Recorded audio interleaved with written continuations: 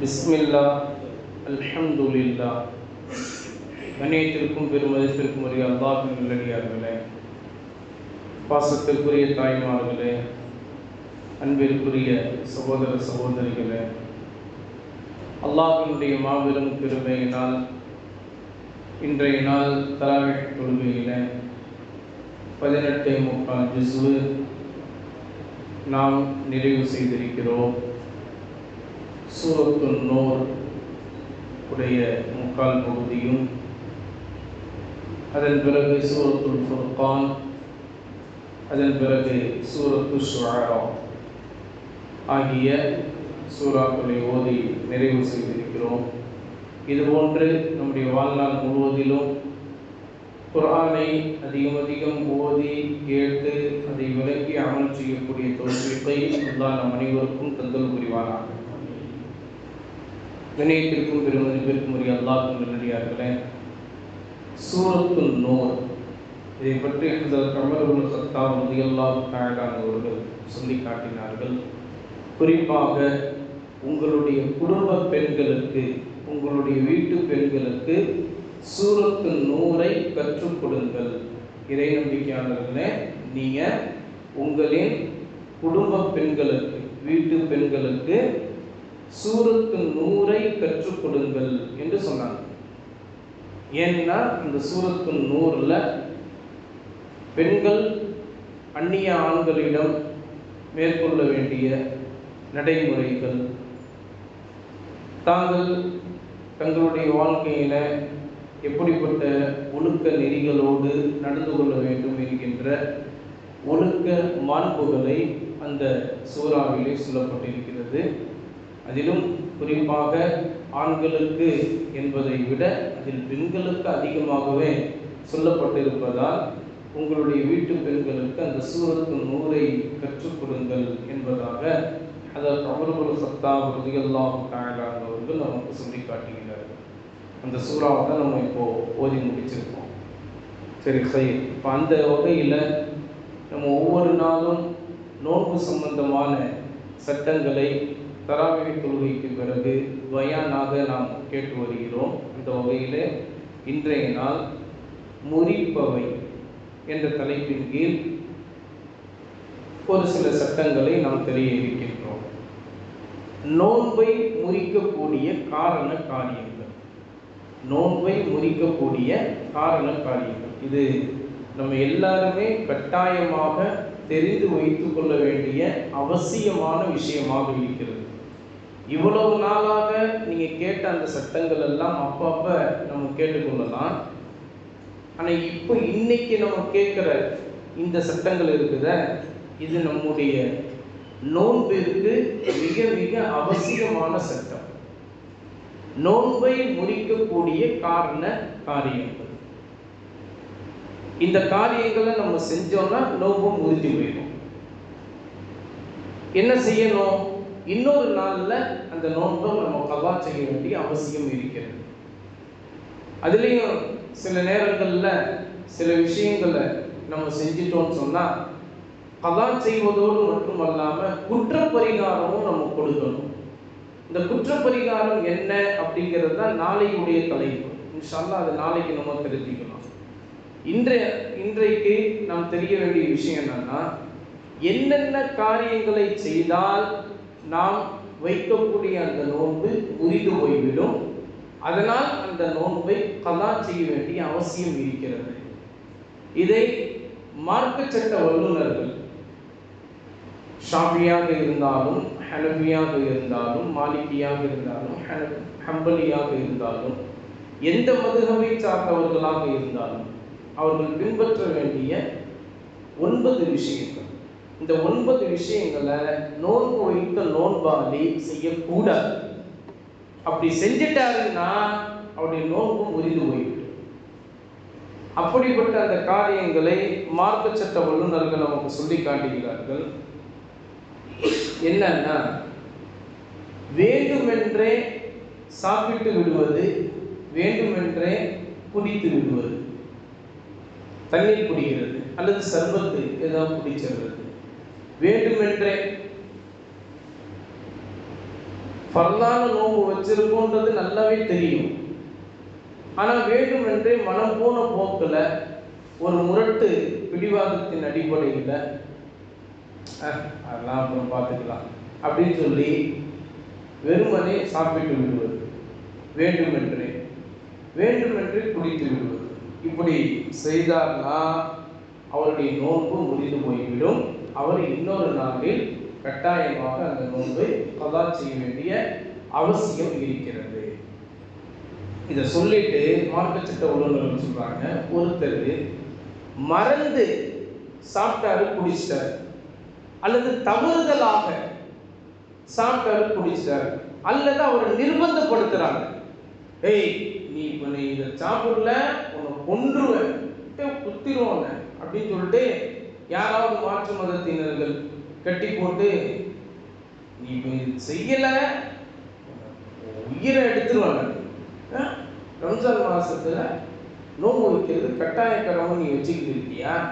உங்கள் சட்டத்தெல்லாம் இங்கே பின்பற்றக்கூடாது இந்த இந்திய நாட்டில் அப்படின்னு சொல்லி யாராவது அவங்க நிர்பந்தப்படுத்தி சாப்பிட வைக்கிறாங்க, குடிக்க வைக்கிறாங்க, இல்லைன்னா உங்கள் உயிரே போயிடும்.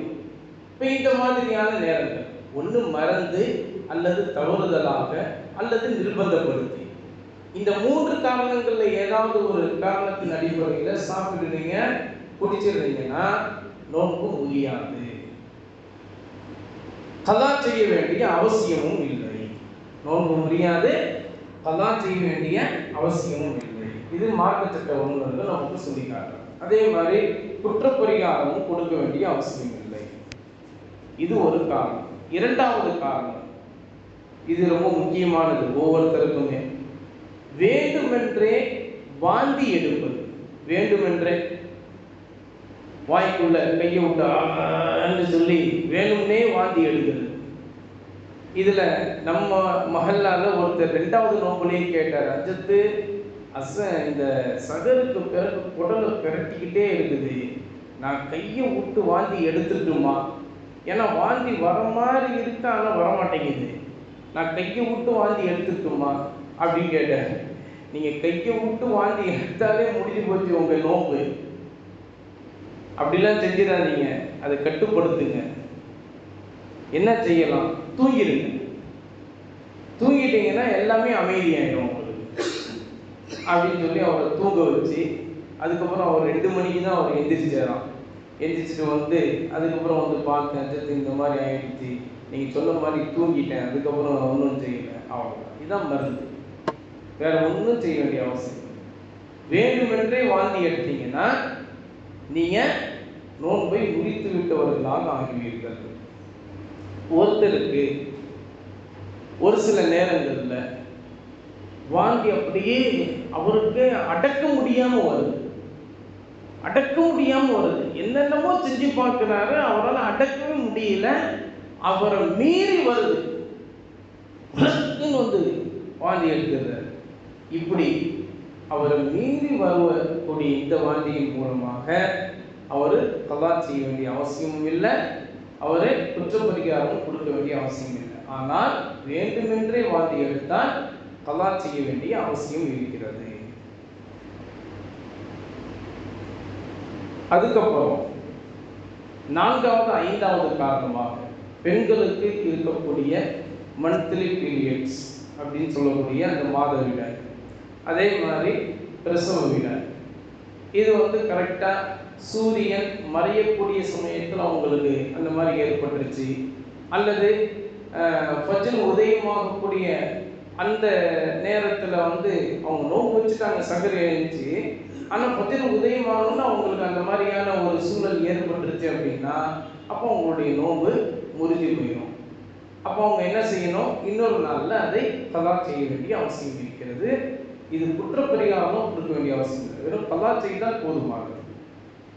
அதுக்கப்புறம் ஆண்கள் வேண்டுமென்றே தங்களுடைய இந்திரியத்தை வெளிப்படுத்துவது, தங்களுடைய கைகளை கொண்டே சுய இன்பத்தை கொண்டோ அல்லது மற்ற ஏதாவது ஒரு விஷயத்தை கொண்டோ அவங்க தங்களுடைய இந்திரியத்தை வெளிப்படுத்துவது நோன்பு வச்ச நிலைமையில். அப்படி செஞ்சாருன்னு சொன்னால் அவருடைய நோன்பு முறிஞ்சு போயிடும், அவர் இன்னொரு நாளில் அவர் கண்டிப்பாக கலா செய்ய வேண்டிய அவசியம் இருக்கிறது.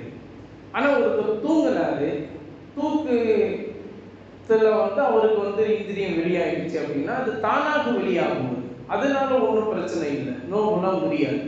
ஆனால் ஒருத்தர் வேண்டுமென்றே தன்னுடைய இந்திரியத்தை அவருடைய கையை கொண்டே அவர் வெளிப்படுத்துகிறார் அப்படின்னா அப்போ அவருடைய நோம்பு முறிஞ்சிடும், இன்னொரு நாளில் அவர் கலா செய்ய வேண்டிய அவசியம் இருக்கிறது. அதுக்கப்புறம் சொல்கிறாங்க, இந்த மாதிரி மருந்து மாத்திரை இதெல்லாம் டாக்டர் ஊசியின் மூலமாக நமக்கு கையிலையோ அல்லது இடுப்புலையோ அல்லது தொடை பகுதியிலையோ அல்லது கண் வழியாக அல்லது காது வழியாக அல்லது மூக்கு வழியாக இந்த மாதிரியான எதுவெல்லாம் உணவாக கருதப்படாதோ எதுவெல்லாம் மருந்தாக கருதப்படுமோ அந்த விஷயங்களை உடலுக்குள்ளே செலுத்துவதனால் நோன்பு முறியாது.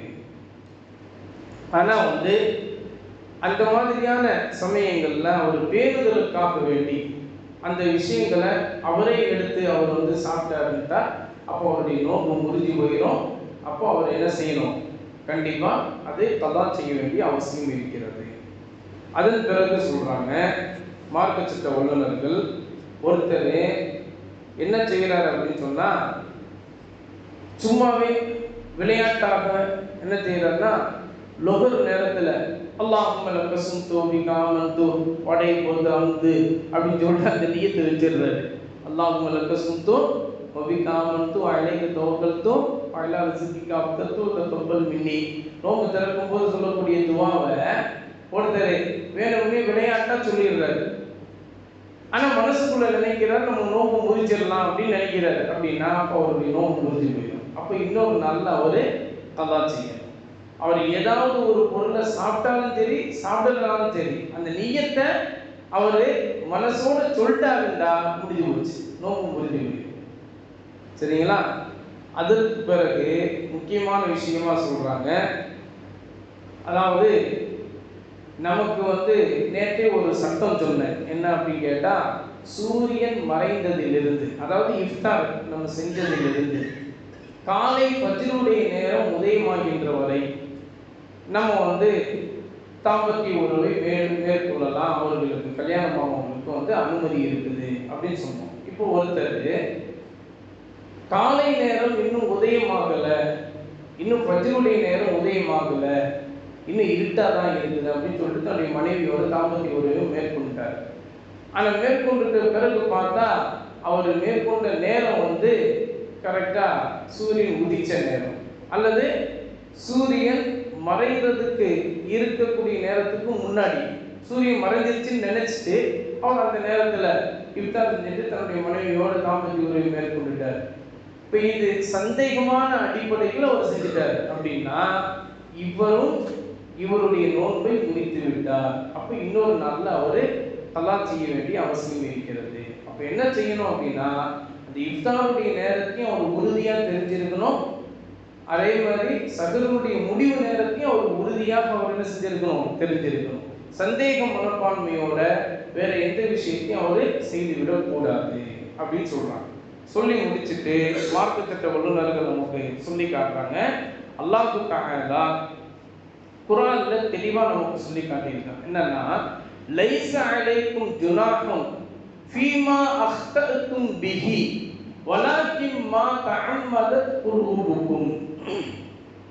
உங்கள் மீது நீங்கள் தவறுதலாக செய்த காரியங்களுக்கு எந்த குற்றமும் இல்லை, ஆனால் வேண்டுமென்றே உங்களுடைய உள்ளத்தில் அந்த எண்ணத்தை கொண்டு வந்து செய்த காரியங்களுக்கு குற்றம் உண்டு. அல்லாஹ் தஆலா என்ன சொல்றான் புரியுதா?